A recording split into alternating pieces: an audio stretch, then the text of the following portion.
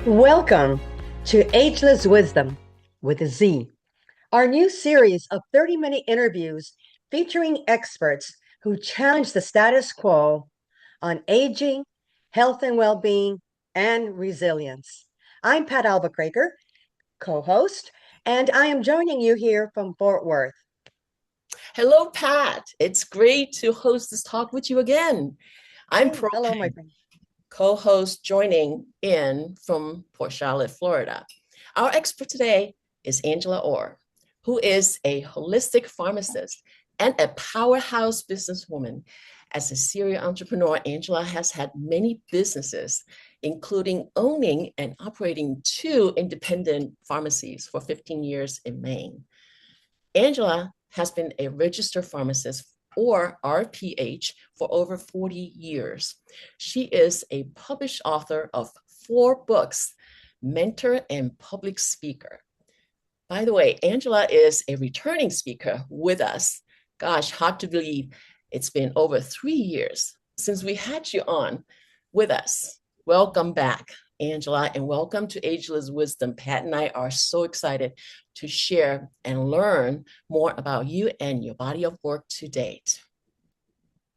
Thank you so much for having me back. It's always wonderful to collaborate with other powerful women and to show what is possible. I'm coming to you from Maine, and I am just, again, so thrilled and honored to be back for a second time and to share and participate in a lively discussion today. So, Angela, would you share with us what led you to your body of work? Let's dive into it. I would love to. So I am a pharmacist at 40 years, as you said, Pearl. And I love being a pharmacist. However, I've always been on a journey of self-growth, transformation, ascending, however you would like to word it. Over a decade ago, I was living the life. I had 2 pharmacies. I advocated nationally, state and local for independent pharmacies, had a lot of friends, did a lot of things, went on a lot of trips, and stress literally was killing me. And how I found out is that I was diagnosed with breast cancer. So it was a moment in time. We all have those moments in time that stop us in our track. And I knew that things were going to be okay, that I had to go through the process, but that I couldn't live life the same. Mm-hmm. I stopped to really examine where I was in life. What was I doing? And I realized how unhappy I was. I was very obese. I was probably 120, 130 pounds heavier than I am currently.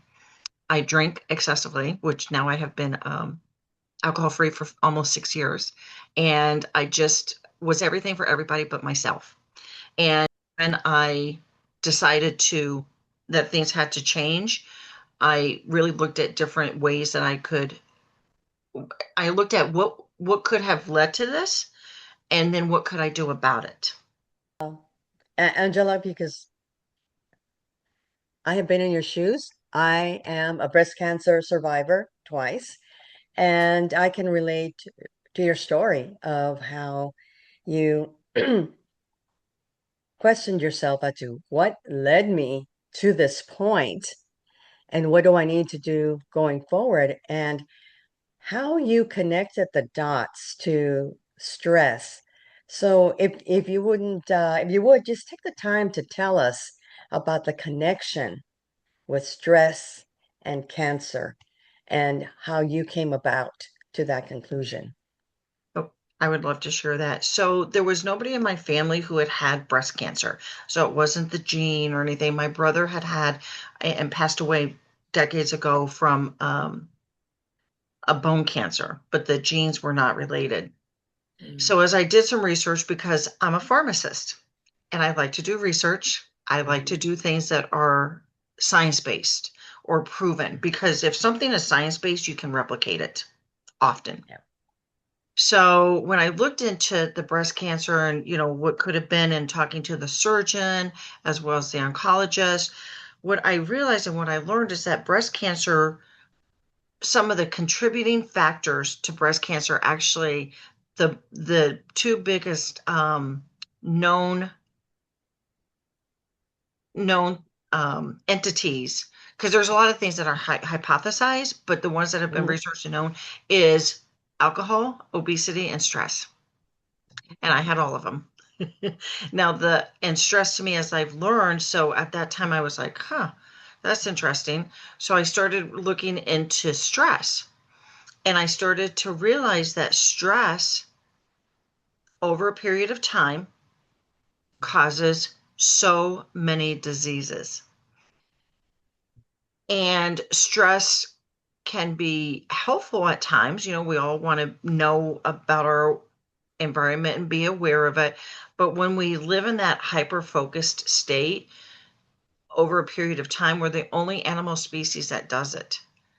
And we're the only animal species that can do it with our thoughts alone. And so that was a realization. Now, that's not something I realized at the time. That was something that I've learned since then as I've done my research. But at the time, it was enough to know that stress was literally killing me.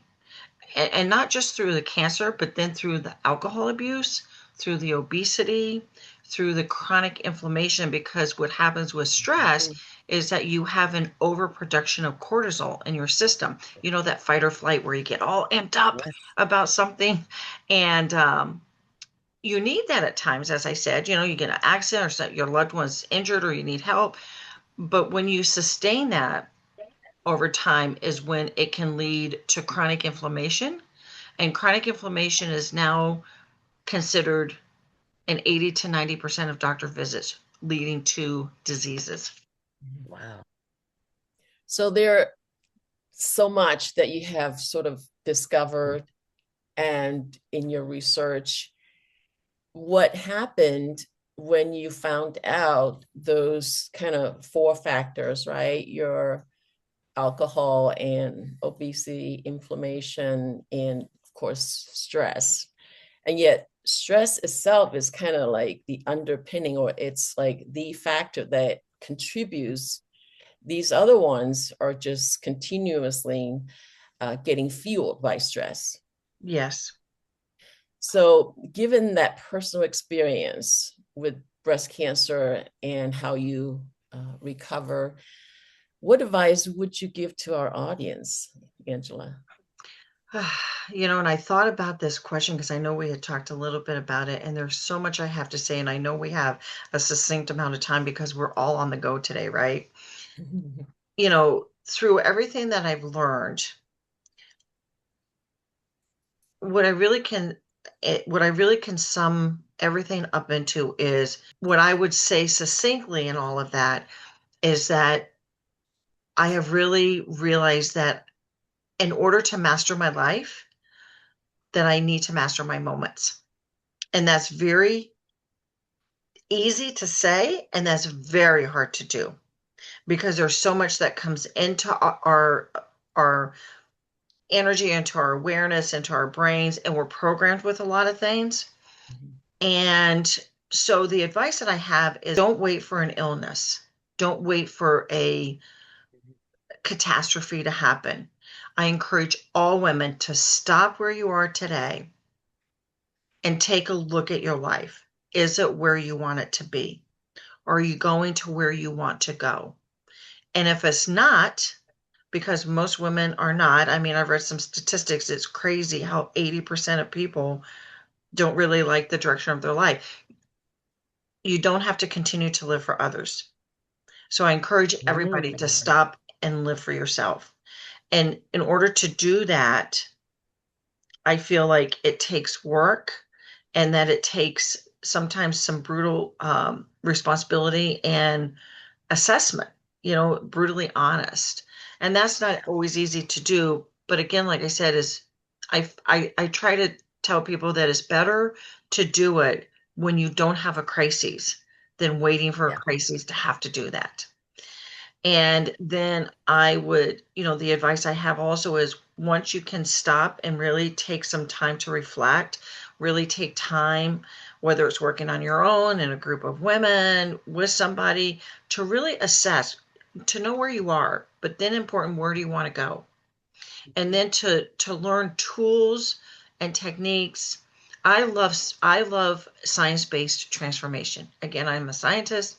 I believe that everything that I teach and that I do, including meditation, journaling, I tap EFT tapping. I'm a heart math practitioner, which could be another whole show. Yep. But all of those components of the things that I use are all science-based.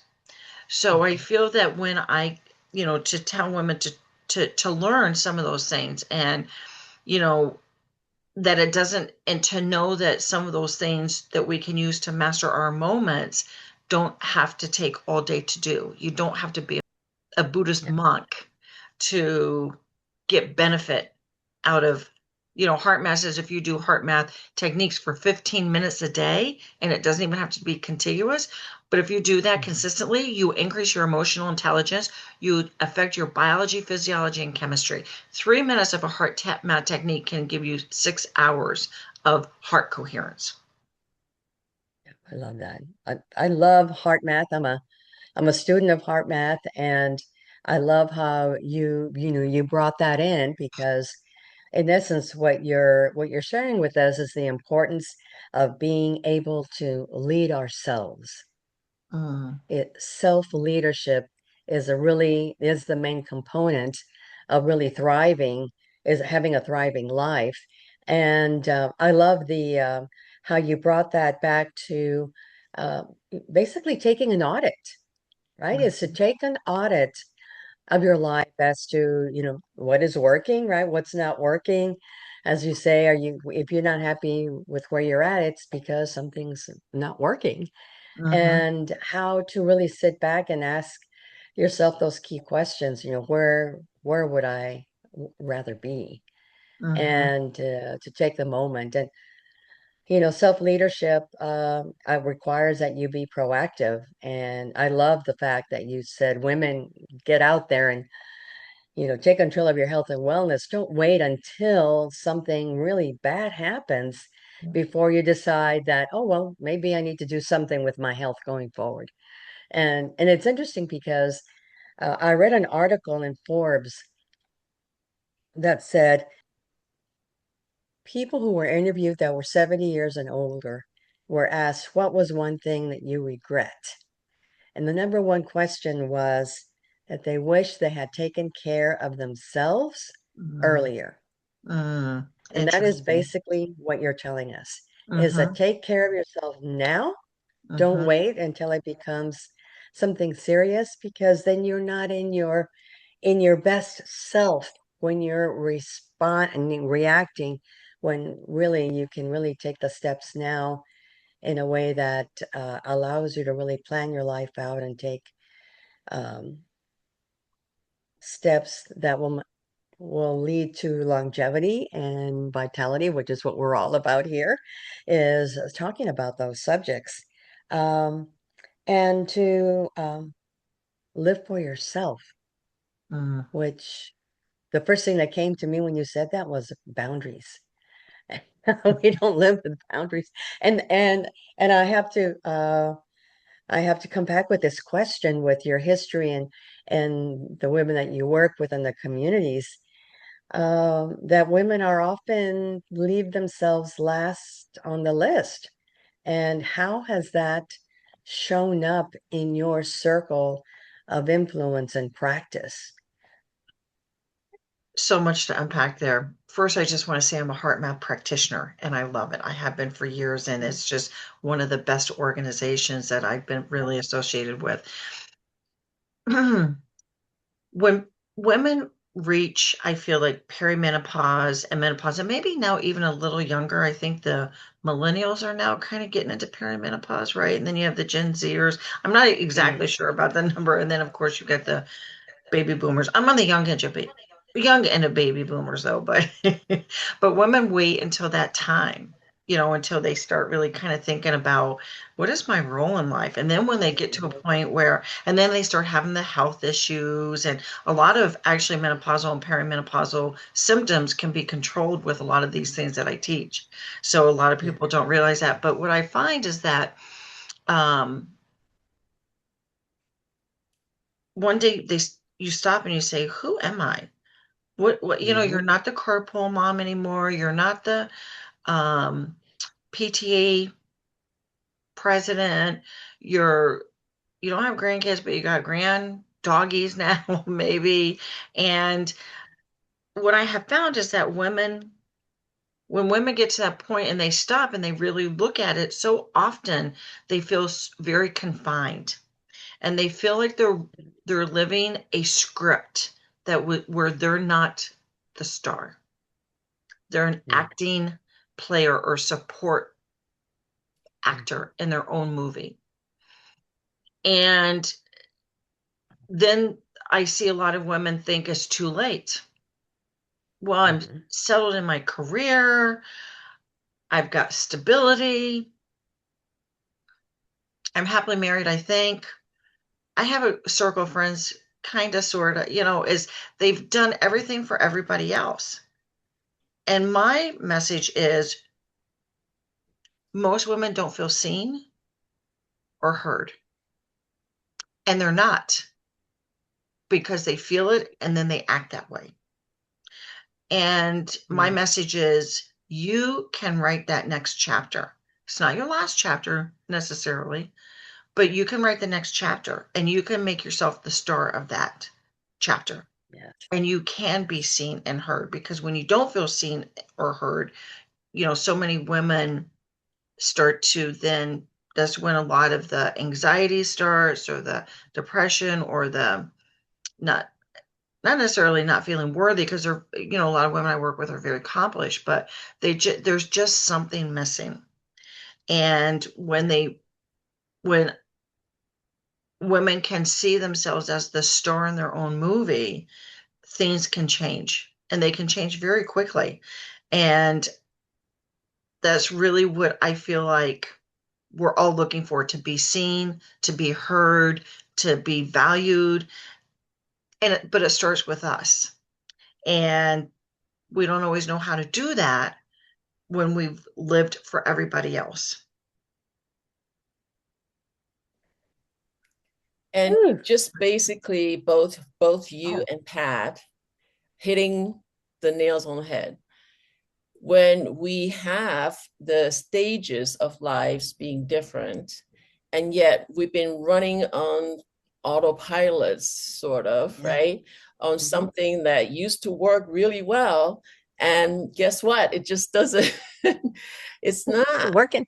Right. It doesn't work no more. And yet we've been just doing that so much. And it's really on how, if women feel unseen, unheard, not understood, do they even think of themselves? Do you even understand yourself, right? Have you even been really saying the thing that are more you today? So we have so many versions of ourselves, right? As a baby, a toddler, all these different stages of life, we have very different focus, very different tasks and different capabilities, and all these other good stuff. And as we continue to evolve, and somehow once we got into the workforce, it's kind of like took hold of us, right? We are this work, we are a pharmacist, we are, a speaker, a mentor, whatever. Yet there's also other parts of ourselves that don't get the focus. Yeah. And so Exactly. Yes, you want to ask women to really spend the time and set aside that really more holistic view, right, of what you really are, not just what you are in that facet. Yep. What other roles are we playing, and new roles, older roles, right?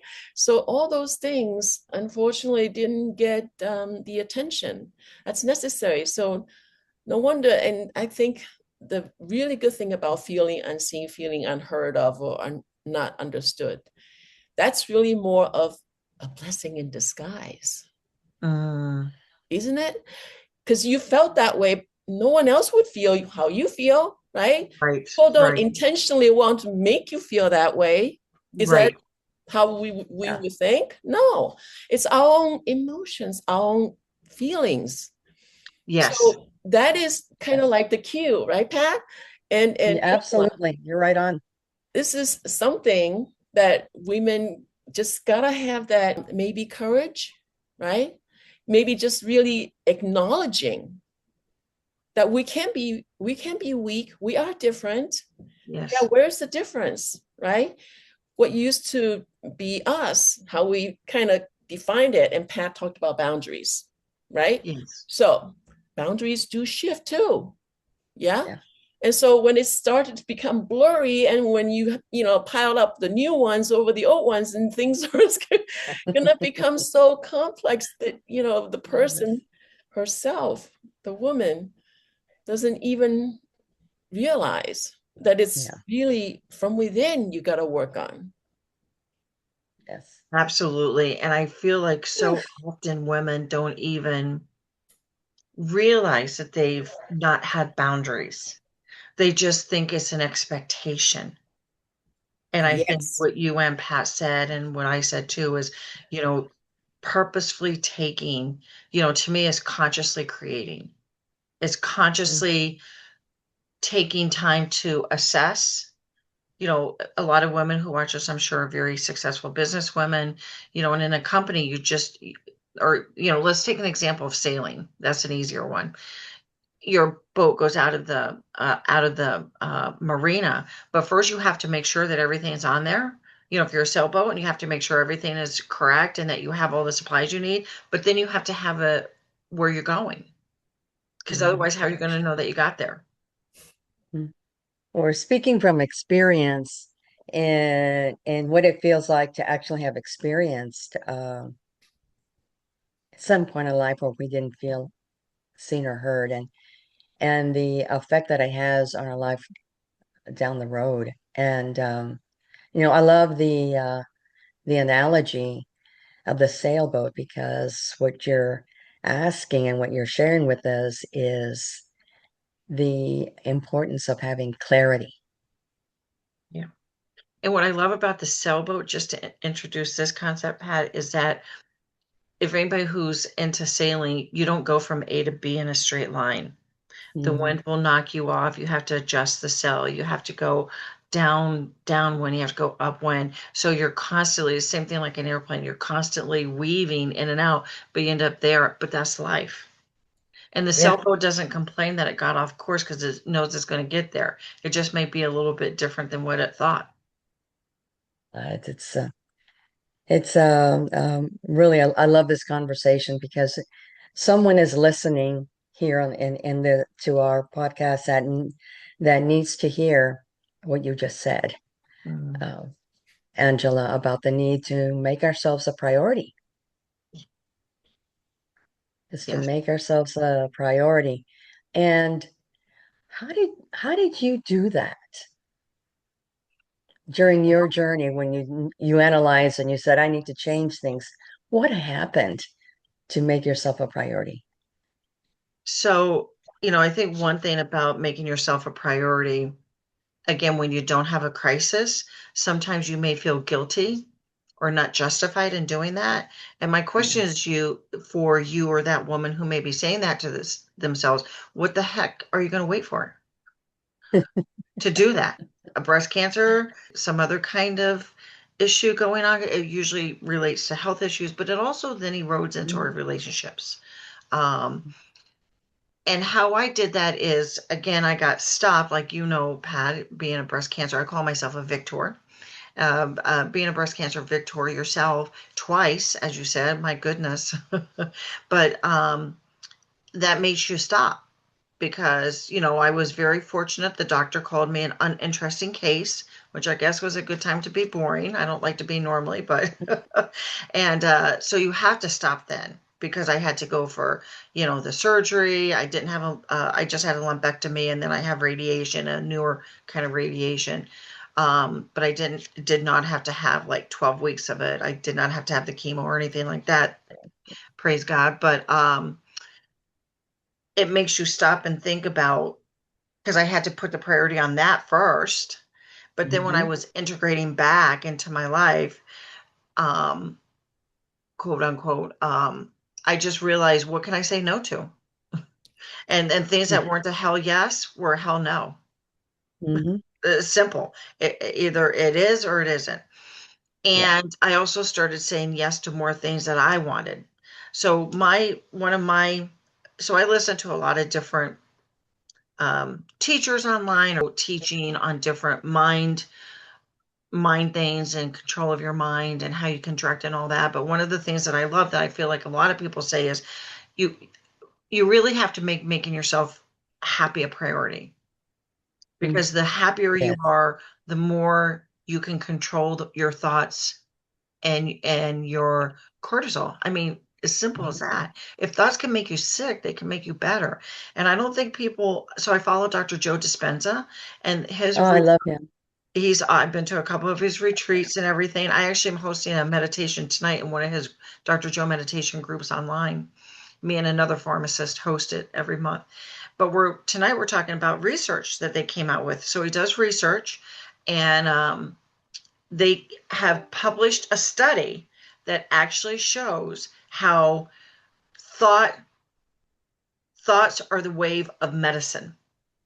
Yeah. Because what they have shown is they have conclusively shown how thoughts affect your biology, chemistry, and biology. And Dr. Bruce Lipton talked about this years ago when he talked about Yes. genetics. Yes. And I've read his books, and so how I looked at my boundaries, and some people that triggers them, and I say, then use another word that makes better sense for you. But the bottom line is to really only include in your world those things that make you happy. And if it doesn't make you happy, don't have it in your world. And just finding a way within yourself to be okay to say no to things. Finding a way, that's something, somebody's not going to come in and help you do that. That's something that you have to do. And that's hard.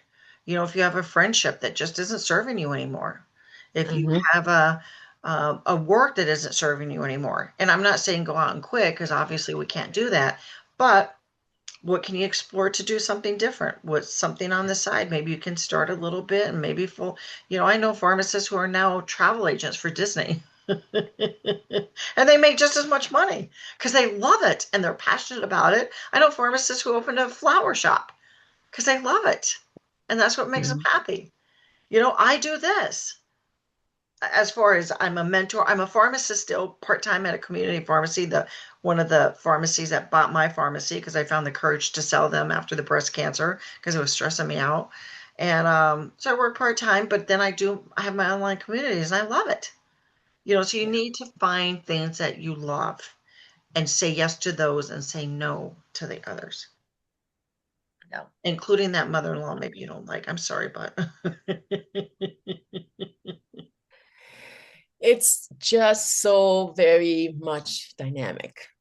There are things that never stay fixated unless you choose to, right? We all have that choice. Yes. And when the choice for you decide that I can't do that, guess what? You're right. Because you made that choice. Yet you hear people saying, I have no choice. Choice. That was the choice. Yeah. Right? Made. Right there. There you that go. was the choice. So, right. And it's really a lot about the fluidity, I would say, maybe, right? In our complex world, how the dynamics are showing up to you. What do you pick up? And yet, do you even question how true that is before you react, so to speak? Yes. Right? Yes. A lot of people take things in and just accept it at face value instead of stopping and questioning. And I think a lot of these things, including making a decision, which a lot of people don't.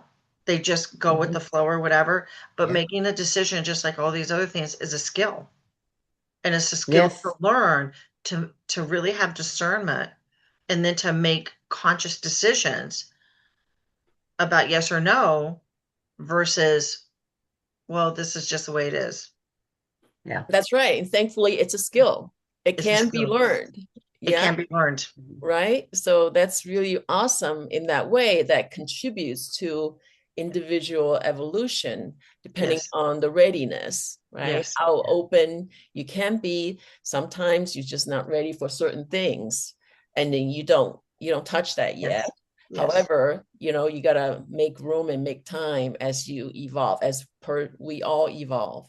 So This is fascinating. Obviously, it's a huge topic. Yes. We don't have enough time. The spot on thing is really that practice, that moment to moment practice. And you said it well about mastery of moments, about Mm-hmm. the sailboat situation. So as long as we Mm-hmm. can embrace and recognize what's really getting us, right? Especially in the tough time and difficult time, what have you, that is the realization where you can then go, oh, I need to do something different.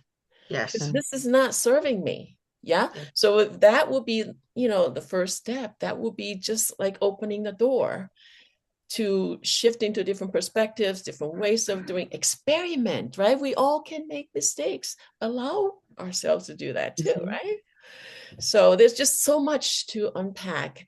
And you're based in Maine, US. How do you work with women worldwide? Because I know you do that. Yes, I do. So I work online primarily. I do some things locally, but it's primarily online, and that's through Zoom through their phone call or, through different apps and everything. But I absolutely work with women online. I work with women in groups. I work one-on-one. I do host some in-person retreats. I've hosted one here in Maine, but my next one I think is going to be next year down in Florida. So that's great. So how would the audience of our audience find out your work? Is it on your website? Yes, it's on my website as well. On my social medias, you can go there. Okay, gotcha. So on your website and on your social media, Yes. and that can be found in the post of this recording. Mm-hmm. So audience, feel free to check out Angela's website, her social media, connect with her, and you will be so happy that you do. One more thing, what is the takeaway, the key takeaway, Angela, you wish for our audience today? It is never too late. Mm-hmm. You are worth it. Nobody else can write your story if you don't let them. Yeah. That And if is you so, and if you That's can master profound. your moments, you can master your life. It's critical. And don't let anybody talk you out of your greatness, including yourself. including Mm, yourself. ex- And you're usually the biggest bee in the room against yourself. Angela, that was so powerful. And Pat and I are really happy that we have this conversation. And, thank you so much for being with us. Thank you so much. And I really, truly appreciate you. I'm so grateful for you and for your communities. And my one hope is, I don't want to inspire people. I want to ignite them. I I love want to that. ignite women into action. Mm-hmm. Inspiration only will take you so far. Alignment and ignition will take you the rest. Yes. Yep. I think you have us all there. We totally agree with you on that. Thank you so much. Wow. That was really powerful. And ladies and our listeners, take away that one little nugget that will work for you and implement it. We've heard a lot today, a lot of wisdom from these ladies on board. Imperfect action trumps perfect inaction every single time. So as Amen. Pat said, take one thing and do it. We thank you, those who are listening. Thank you for joining us. Our next episode will be on December 10th at 1 p.m. Eastern Standard Time, same channel. And until then, take care, ladies. Thank you for being a part of our lives, and we appreciate it.